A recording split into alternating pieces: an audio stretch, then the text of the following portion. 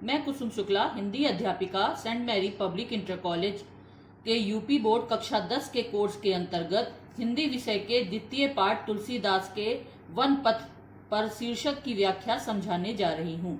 आशा करती हूँ कि आप दी जा रही जानकारी का लाभ उठा रहे होंगे, जो आपके आगामी बोर्ड पेपर के लिए महत्वपूर्ण है। वन पथ पर शीर्षक तुलसीदास द्वारा रचित कवितावली के अयोध्या कांड से लिया अंश है। ये खंड काव्य ब्रजभाषा में लिखा महत्वपूर्ण ग्रंथ है। इस अंश में वर्णन किया गया है जब राम को वनवास प्राप्त हो जाता है तो वे सीता लक्ष्मण सहित वनवासी वेश में अयोध्या से निकलकर वन की ओर प्रस्थान करते हैं कि थोड़ी ही दूर चलकर सीता थक जाती हैं और राम उनकी दीन दशा को देखकर विवल होते हैं तथा जब वो शृंगवेरपुर से गुजरते हैं तो ग्रामीण स्त्रियां इन तीनों आगंतुकों को देखकर आश्चर्य करती हुई वार्तालाप करती हैं। तो चलिए प्रारंभ करते हैं वन पथ का प्रथम पद।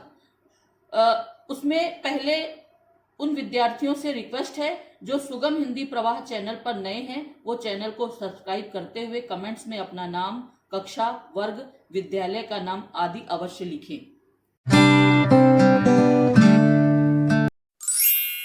अंश है पुरते निकसी रघुबीर बधु धर धीर दये मग में डग द्वय झलकी भरी बाल कनी जल की पट सूख गए मधुराधर व्यय।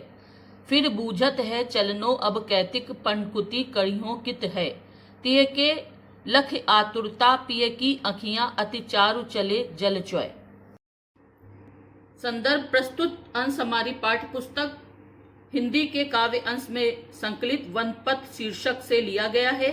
ये अंश तुलसीदास द्वारा रचित कवितावली खंड काव्य का अंश है। प्रसंग इस अंश में वर्णन किया गया है कि जब राम सीता और लक्ष्मण के साथ वन की ओर प्रस्थान करते हैं तो सीता थोड़ी ही दूर चलने के बाद थक जाती हैं और विफल हो जाती हैं। उनकी ऐसी दीन दशा देखकर राम भी दुखी हो जाते हैं। उसी का वर्णन किया गया है। व्याख्या।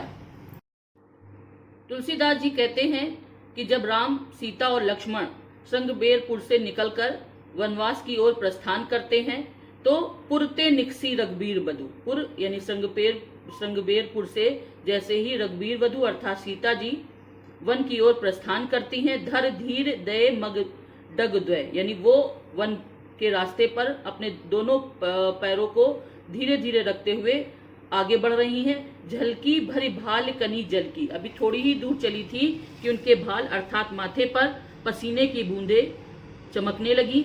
पुट सूख गए मधुराधर व्यय, और उनके ओंठ जो थे वो चलने के कारण थक गए थे और वो जो है सूखने लगे थे। फिर बूझत है, और वो राम से पूछने लगी चलनो अब कैतिक, वो राम से पूछती हैं कि अभी हमें कितनी दूर चलना है, पर्णकुटी करियों कित है, और हम लोग अपनी पर्णकुटी रहने के लिए कहाँ बनाएंगे।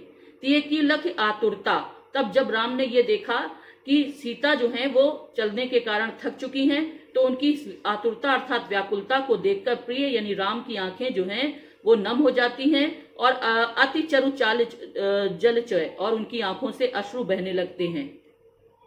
प्रस्तुत अंश में सीता की विफलता का वर्णन किया गया है। भाषा ब्रजभाषा है, रस श्रृंगार रस है, गुण प्रसाद है, अलंकार अनुप्रास स्वाभाविक अनुयोक्ति अलंकार है, छंद सवैया है और शैली मुक्तक है। दूसरा पद इस प्रकार है। जल को गए लखन है लरिका परिखो पिय छा घरीक है ठाड़े पोछ पसाऊ बयार करो अरुपाए पखेरु बूभर ढारे तुलसी रघुबीर प्रिया सम जान के बैठ विलंब लो कंटक काढ़े जानकी नाह को ने लखो पुलको तन बार बिलोचन बाढ़े। प्रस्तुत अंश का संदर्भ पूर्वती है।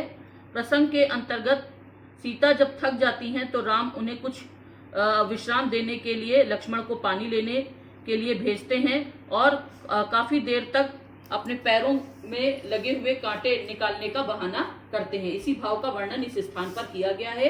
व्याख्या।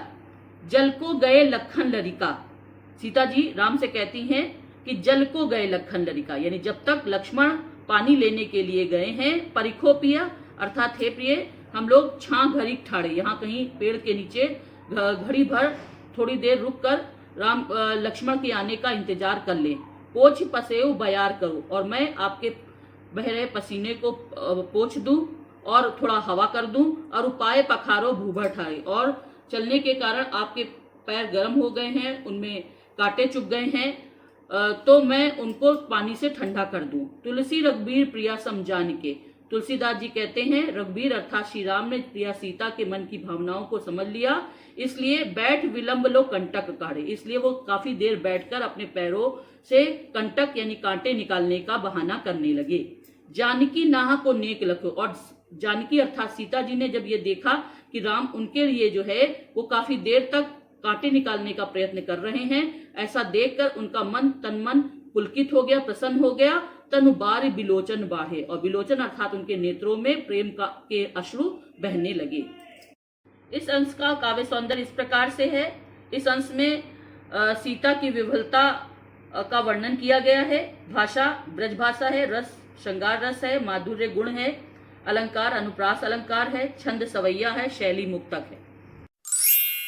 वन पद का तीसरा अंश इस प्रकार है। रानी मैं जानी अजानी महापबि पाहन हूँ ते कठोर हियो है, राजहु काज अकाज न जानो कहो तिनको जिन कान कियो है, ऐसी मनोहर मूरत ये बिछुरे कैसे प्रीतम लोग जियो है, आखिन में सखी रखबे जोग इन्हें किमके वनवास दियो है। प्रस्तुत अंश का संदर्भ पूर्ववती है और प्रसंग के अंतर्गत ग्रामीण स्त्रियां जिस रास्ते से राम लक्ष्मण और सीता वन की ओर प्रस्थान कर रहे हैं, वे स्त्रियां उन तीनों लोगों को देखकर राजा दशरथ और कैकेयी की निष्ठुरता का आपस में वर्णन करती हैं। व्याख्या। रानी मैं जानी अजानी, एक सखी दूसरी सखी से कहती है कि वो रानी अर्थात कैकेयी रानी बड़ी ही अज्ञानी रानी रही होगी। पवि पाहन हूँ तो कठोर ही हो, यानी उसका जो हृदय है वो पाहन अर्थात पत्थर से भी ज्यादा कठोर और मजबूत रहा होगा। और राजो काज अकाज न जानो, राजो अर्थात राजा दशरथ भी वो राजनीति और राज करना नहीं जानता था। कहो तीको जिन कान की हो, जिसने अपनी पत्नी कैकेयी के कहने पर अपने सुंदर पुत्रों को वनवास दे डाला। ऐसी मनोहर मूरत ये, वे सखियां आपस में बातें करते हुए कहती हैं कि ये सुंदर बालक जो मनोहर और सुंदर हैं, बिछड़े कैसे प्रीतम लोग जी हैं, तो इनके बिछड़ने के बाद जो इनके प्रीतम अर्थात प्रिय लोग हैं वो भला इनसे दूर होकर कैसे जी रहे होंगे।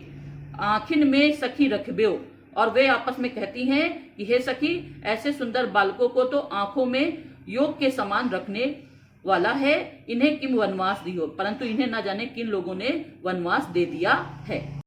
इस अंश में ग्रामीण स्त्रियों के आपसी वार्तालाप और राजा दशरथ और कैकेयी की निष्ठुरता का वर्णन किया गया है। भाषा ब्रज है, अलंकार अनुप्रास विरोधाभास लोकोक्ति अलंकार है, रस श्रृंगार और करुण रस है, गुण माधुर्य है, और छंद सवैया और शैली मुक्तक है। वन पद का चौथा पद इस प्रकार है। शीस जटा उर बाहु विशाल, विलोचन लाल तिरछी सी भवें, तून सरासन बान धरे तुलसी बन मार्ग में सुठ सोहे, सादर बारही बार सुभाए चिते तुम त्यों हमरे मन मोहे, पूछत ग्राम वधु सिया से कहो सांवरे से सखी रावरे को हैं। प्रस्तुत पद का संदर्भ पूर्ववत ही रहेगा। प्रसंग के अंतर्गत इस अंश में राम के वनवासी वेश के सौंदर्य का वर्णन ग्रामीण स्त्रियां करते हुए कहती हैं। व्याख्या। शीश जटा यानी राम के सिर पर जो जटाएं बंधी हुई हैं, उर बाहु विशाल और हृदय तक फैली हुई लंबी भुजाएं, बिलोचन लाल तिरछी सी भवें और बड़े बड़े लाल नेत्र और उन पर तिरछी भवें शोभायमान हो रही हैं। तून सरासन बाण धरे, और उन्होंने अपने तरकश में सुंदर बाणों को धारण कर रखा है। तुलसी बन मार्ग में सुटी सोहे, तुलसीदास जी कहते हैं, स्त्रियां कहती हैं कि ऐसे सुंदर वनवासी वेश में राम वन की ओर प्रस्थान करते हुए सुठी माने शोभायमान हो रहे हैं। सादर बारही बार सुभाए, और वे आपस में वार्तालाप करती हुई स्त्रियां कहती हैं कि ऐसे सुंदर शरीर वाले, ऐसे सुंदर रूप वाले राम लक्ष्मण और सीता हमारे मन मंदिर में हमेशा विराजमान रहते, तुम त्यों हमरे मन मोहे, यानी हमारे मन को आकर्षित करते हुए हमारे मन मंदिर में हमेशा विराजमान रहते हैं। पूछत ग्राम वधु, तभी एक सखी से न रहा गया और उसने सीता से परिहास करते हुए संकेत से पूछने का प्रयास किया कि पूछत ग्राम वधु सिया से, यानी उस ग्राम वधु ने सीता से परिहास करते हुए संकेत के माध्यम से पूछने का प्रयास किया, कहो सांवरे से सखी रावरे के, कि हे सखी ये बताओ कि इन सांवरे और गोरे दोनों राजकुमारों के मध्य तुम्हारे रावरे अर्थात तुम्हारे स्वामी कौन हैं। काव्य सौंदर्य इस प्रकार है। इस अंश में राम के सौंदर्य और सखियों के परिहास का वर्णन किया गया है। भाषा ब्रज भाषा है, अलंकार अनुप्रास अलंकार है, श्रृंगार और हास्यरस है, गुण प्रसाद है, छंद सवैया और शैली मुक्तक है। वन पद का अंतिम पद इस प्रकार से है। सुनि सुंदर बैन सुधारस साने सयानी है, जानकी जानी जानी भली है, तिरछे कर नैन दे सैन तिन्हे समझाए, कछु मुस्काए चली है, तुलसी तही अवसर सोहे सब अवलोकत लोचन लाहू अली है, अनुराग तड़ाग में भानु उदय बिगसी मनु मंजुल कंज कली। अंतिम पद का संदर्भ पूर्वत ही रहेगा। प्रसंग के अंतर्गत सखियों का परिहास तथा सीता की चतुराई का वर्णन किया गया है। व्याख्या। सुन सुंदर बैन सुधारस साने। जब सीता ने उन ग्रामीण स्त्रियों के अमृत से सने हुए संकेत को समझा, सयानी ही जानकी जानकी भली है, और तो सयानी सीता भी ये बात समझ चुकी थी कि ये सखियां उनसे क्या पूछना चाहती हैं, और वो भी बड़ी चतुराई से उनके प्रश्नों का उत्तर देने के लिए तैयार थी। तिरछे कर नैन दे, और सीता जी ने भी राम की ओर अपने नेत्रों को तिरछा कर दिया। तेह समझाई कुछ मुस्काए चली, और कुछ समझाते हुए मुस्कुराकर आगे चल पड़ी। तुलसी तह अवसर, तुलसीदास जी कहते हैं इस अवसर पर जब राम ने सीता की ओर अपने तिरछे नेत्रों के माध्यम से संकेत किया, तो अवलोकत लोचन लाहू अली, तो उनके नेत्र रूपी जो कली थी वो और भी ज्यादा विकसित होकर दिखाई देने लगी। अनुराग तड़ाग, और उनके प्रेम रूपी हृदय के तड़ाग अर्थात तालाब में भानु उदय, उनके राम के प्रेम रूपी सूर्य का उदय हो गया, और मनु मंजुल कंज कली, ऐसा लगने लगा कि उनके प्रेम रूपी सुंदर नेत्र रूपी कली और भी उसमें जाकर विकसित हो गई हो। काव्य सौंदर्य इस प्रकार है। इस अंश में सखियों के परिहास और सीता की चतुराई का वर्णन किया गया है।